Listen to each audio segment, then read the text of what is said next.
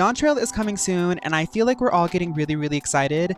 For me, I'm coping by making tier lists, as you can see, but I want to do a tier list that's a little bit different. I want to figure out which jobs are the most girly pop. I feel like I'm hearing a lot of people saying girly pop lately, and I would feel really defensive and try to gatekeep that, but I feel like it's a really good descriptor of enjoying certain things and going through life a certain way. I wouldn't go as far as to say that it's, you know, but it is very... However, it's more about like appreciating the camp factor, having intention to like serve and slay, like trying to create a concept, a full image, a tableau. I love that word. My theater teacher taught it to me in like high school, and it's just stuck with me ever since. So before we get started, I want to get into more of the nitty-gritty of how I'm going to rank these. Their first impression is obviously really important. For example, White Mage has a lot of glitter, so that's going to be definitely very girly pop. But also, what types of players play them? What circumstances make certain players play them? What types of aesthetics do those players already like that they're going to put onto that job? How long has that job existed, and what has it done since it came out? Has it gone different routes? Has it tried new things? Has it pushed the envelope, or has it just kind of stayed the same? What do the effects look like? What are the armor options? What do you see people playing? What kind of vibe do those players give? A girly popness is more than just, like I said, that. There's a nuance to it. I went ahead and did every single job, including Viper and Pictomancer, and I do think that like jobs over time change their identity, not only with how the developers change them, but also with how the players perceive them and which types of players take them on, because some jobs fall in and out of the meta, even though the Final Fantasy XIV meta is quite close in terms of disparities. You know, things fall in and out of favor, and certain types of players become gravitated towards certain types of jobs, and with that comes certain aesthetics being put onto that job. But I also find that Final Fantasy XIV jobs all have their own sense of class identity. The developers and the artists take a lot of time to create a visual and aesthetic component to each job that makes it stand apart, because that's really important for the roleplay of it all. But I do find that some jobs are a little bit more heavy-handed in their class identity from a visual way, and some are a little bit more neutral. Because of this, I often find that some players may often gravitate towards certain jobs because they're able to impress themselves upon it more, and some players actually find a lot of comfort and entertainment from finding a job that is a little bit more heavy-handed, say like Reaper, where you're more catering your aesthetics and your glamours to that job's like skills and the effects and the colors and the motifs. And then some people just ignore it and do whatever they want, and I say shout out to you, because you are really living life in the fast lane, in the wild lane. So up at the very, very top, we have Limp Wrist. This is just my funny way of saying it might as well be a drag performer. Like, it's going all the way. It's for the girls. It's always been for the girls. The people who play it are for the girls. You get what I'm saying. The second is girly pop. Like, this is standard girly pop. It definitely fits the category, but it isn't going all the way and overboard 120% like the top S tier Limp Wrist. Then we have Ally. Sometimes it's girly pop. It definitely likes to be girly pop sometimes, but it's not always going to be, and that's okay. Ally, you know, solidarity, whatever. Then we have this one, Looks Around. It's like, okay, I'm not totally, And then the very last one, Get It Off the TV, I'm not watching that. I think that explains itself. I want to start with Scholar, because Scholar is a really good example of something that sits kind of in the middle. Because the fairy is such a major part of it, because it has this like cute academia thing to it, a lot of girly pop players do like to play it. However, Scholar has a more tactical way of playing. I wouldn't necessarily say that it's as Sailor Moon coded as White Mage. The girly pop visual payoff is definitely there, but the play style and the sort of mindset that you have to be in to play it isn't the most girly pop. I will say though, it is in the girly pop category. Now let's talk about White Mage. White Mage, every single time, people are drawn to White Mage most of the time, because it is the closest you're going to get to Sailor Moon, I never really see people playing White Mage for anything other than just how crazy and cute and amazing and beautiful and elegant that you can take this job. You can take it to a really elegant route. You can take it a super kawaii route. The animations, the skill effects, all of it is just right up the Girlypop alley. This is a masterclass example of what Girlypop is. Now let's go over to the tanks, because the tanks are interesting. I want to start with Warrior. Warrior, I feel like a lot of people watching this video might think that Warrior would be really, really low tier, but I have to beg to differ. Warrior is definitely never going to be anything more than an ally, and I say it because of this. They're the type of player, like I said before, that tends to be more comfortable in going in pre-established lanes. You've got the Catgirl Warrior, you've got the faceless protagonist Warrior, who kind of is only there to clear the raid and then move on to World of Warcraft or another MMORPG. You get what I'm saying, like the hoppers. You also have people who are really into just the roleplay element of Warrior, but I never really see a lot of Warriors presenting glamours or aesthetics that go beyond what Warrior is, or play with the weapons and the armors that they get to create something new. The last time I can really think about that is when a lot of people were creating the trend of using the level 1, like, sort of cute little axes on their Lalafels. But other than that, Warrior doesn't really do anything. However, there's a lot of potential there. The job itself doesn't go too hard into that brutish berserker aesthetic. It definitely has a lot of it, but you can wear a lot of different armor pieces and play with it and do interesting things with it. Now, Gunbreaker in general is going to be a looks around, because I want to like Gunbreaker.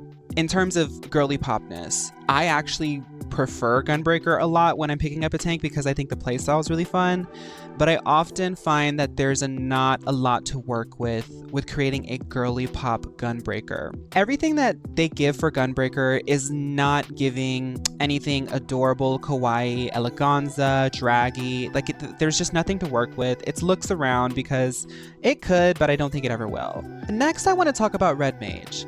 Red Mage is one of those jobs that has an extremely hard concept. I personally never play Red Mage because there's only like one day a week that I ever want to wear red, and that's not every week. You get what I'm saying? I don't like feeling so constricted. However, I do think that Red Mage is limp wrist category.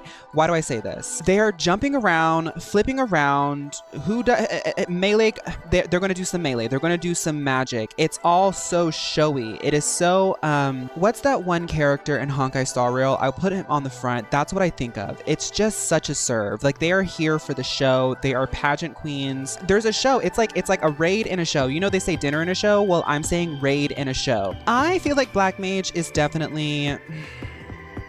Black Mage is ally category, and it should be girly pop, but I think nobody plays Black Mage right now. All the jobs are quite easy to learn, but Black Mage is hard to practice. A lot of the looks that I see Black Mage players give are dark, mysterious, witchy, things of that nature, but there's such little representation of Black Mages that I feel that I have seen.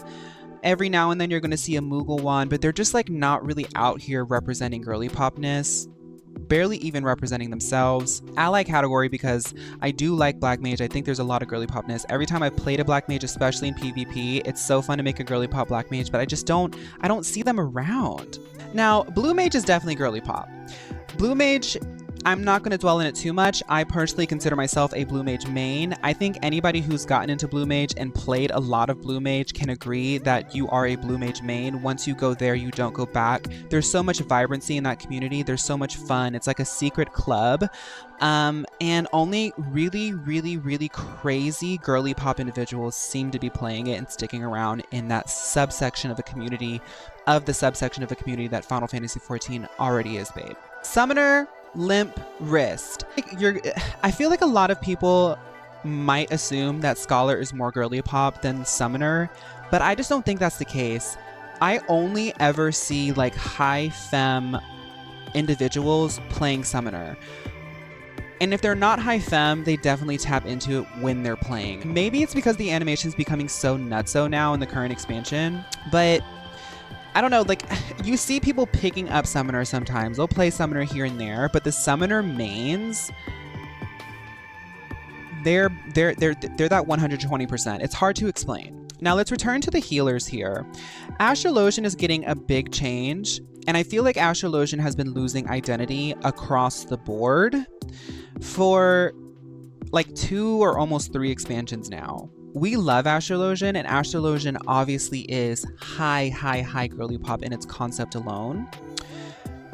If we were not looking towards a rework, and I didn't love these developers for the things that they've done for Bard, for Machinist, for Summoner, they do a really good job of taking care of their jobs and taking care of their assets in this game. And I really think that Astrologian is safe to say for Dawntrail, definitely going to be at least Girlypop. Now Sage. Sage has a hard concept and it's hard to work with.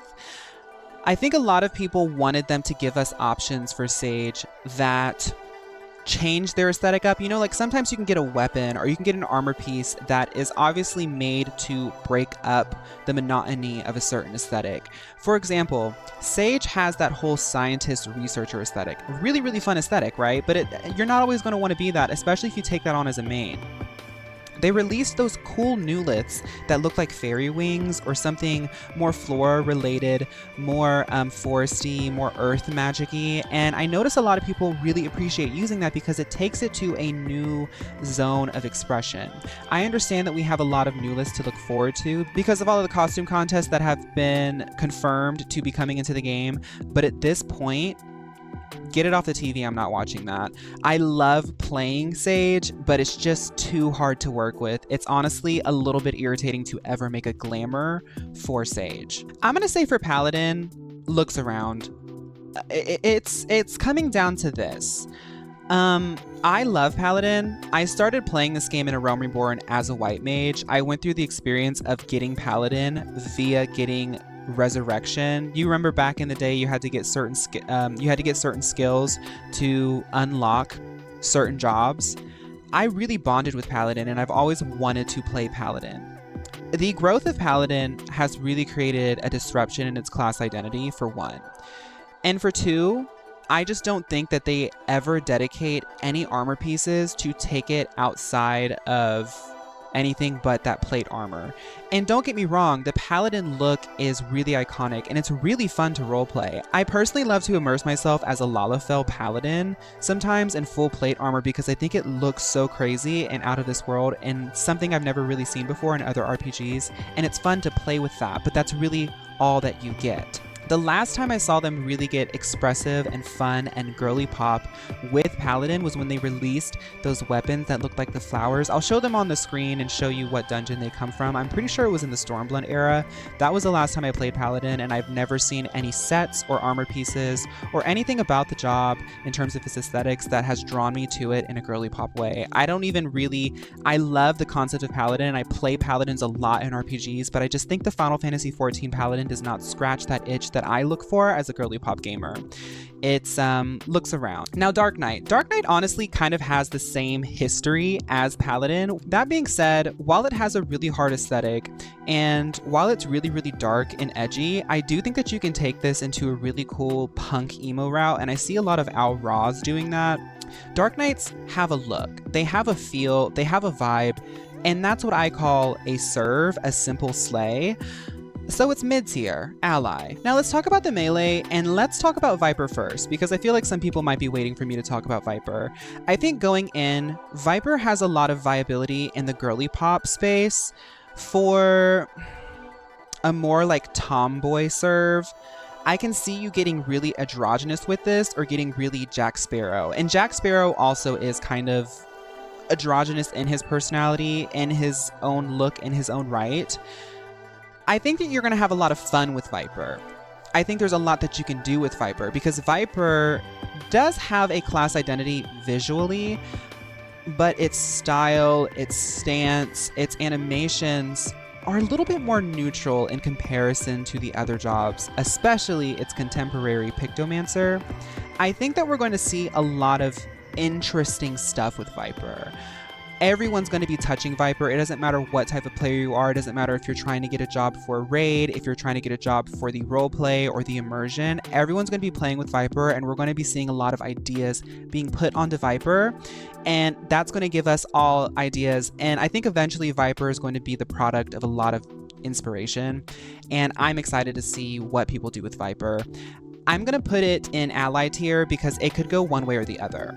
Now, Monk. Monk is another really hard aesthetic. Monk is my personal main, but as my main, while you can do a lot of fun looks with Monk, I like the idea of Monk, especially in the Final Fantasy multiverse, of the Tifa kind. Like the less kung fu and the more kind of like alley cat, like street fighter kind of look. Don't get me wrong, I love kung fu aesthetics and I love kung fu movies, but I feel like the more Tifa vibe is what's more malleable, what you can make more looks with, what you can give more concepts with. And I find that the skills of Monk really limit you. I have honestly went from a character that was really, really bright and vivid to a more neutral character because I feel like it fits my job more and it gives more of a cohesive presentation. That being said, I don't think Monk is like bad, but I will say looks around because it's been an interesting journey for me, especially taking Monk on this expansion. Now Reaper, the sister of Sage. I don't think it's as bad. I think just like with Dark Knight, you can do a punk, emo sort of, you get what I'm saying, like a gothy aesthetic, and that alone gives you something to work with. There's a lot of purples and blacks. There's a lot of cool like street fashion that you can get in the game, and everything dyes well when it's black or white. That's why it's the most expensive dye in the game. So ally, mid-tier. Now Dragoon. Dragoon is also looking forward to a rework. I want to say looks around. We've seen some of the skills. I'm making this video before they really start rolling out the final marketing and the real hype and start really explaining the concepts that they have going into the reworks. But from what I've seen, I can't say that this is a representation of how bad Dragoon is. I think that Dragoon's a really compelling job. I just don't see it really going anywhere. There's been almost 10 years of expansions and content at this point, and Dragoon has gone nowhere at all if we're thinking about how much they serve. I honestly feel like Ninja is Girlypop, and I think it's because ninjas aren't afraid to wave their freak flag. Freak flag is not a bad thing. It's not an insult. Waving your freak flag really helps to create the party. And now that I'm saying it, it's kind of funny because they have Trick Attack. I just think that their concept is really fun. Ninja players often have interesting looking characters. They do take time to create looks, and they're also quite unique in comparison to the other jobs. Like, it's a really high camp type of fantasy that doesn't exist a lot in Western fantasy, but it does exist in the Final Fantasy multiverse, and that alone gives it a lot of fun things to reference and work with. Samurai, on the other hand, is kind of in the same boat as Ninja. However, I think that it's a looks around for me. I just don't think that Samurai is a fashion girl, is a concept girl, is a pageant girl. Like, she's not walking a runway anytime soon. And it's not because she doesn't look good. It's just because that job is so ultra minimalistic, almost to a fault. Honestly, while editing a video, I think I want to put Samurai in I'm not watching that, like bottom tier. It's just, there's nothing to do with that. Now, let's talk about Pictomancer because I forgot to talk about her during the casters. I'm trying to section them out in a certain way. Pictomancer is definitely going to be limp wrist. And I think it's going to be limp wrist for the expansion. I'm interested to see what it's going to be like in the next expansion after. Pictomancer, I think, is going to attract a lot of new Girlypop players who are specifically going to play Pictomancer the entirety of the expansion. It's going to attract a lot of the white mages, the red mages, the summoners, the scholars, the blue mages, the astrologians. All those casters that are up here in the top tiers are going to be playing Pictomancer, and that alone is going to give it a sense of buoyancy that it's going to stay at the top of the top of the top of all of these Girlypop players playing it. And then you have the skill effects, then you have the concept behind its weapon. Its magic concept is imagination. It's just, that's a Girlypop job. If you want to disagree with that, I don't know what to tell you. I'm not going to argue with you on that because that's just crazy. Machinist is definitely going to be looks around. It has every opportunity to be an ally at least. It'll never be Girlypop. It'll never be limp wrist. I feel like it could have been more, and it's all the fault of the players and not the developers. I really just don't think that the players behind Machinist have a taste or a sense of serving. And it's just like, it's not giving. It's not giving what it thinks it's giving. I feel like people might say that Bard is mostly limp wrist, but Bard does get some traffic from other players that don't really go that like super cutesy, kawaii, eleganza route. You don't see as many people playing Bard the same way that you see people playing White Mage. You get what I'm saying? Like, some Bards are obviously people who don't even customize their character. And I mean, I don't really know why, but they are a minority that sort of like knocks it down a peg from limp wrist. Finally, Dancer. I mean, Dancer is obviously limp wrist. Dancer walked so Pictomancer could run, and I will not explain any further. I'm new to this YouTube thing. I forgot to record an outro, so thank you guys for watching. If you made it this far, please consider subscribing if you want to see more stuff like this. I'm really trying to grow my YouTube. I want to be a full-time content creator, so please help me out. Thank you so much. Bye!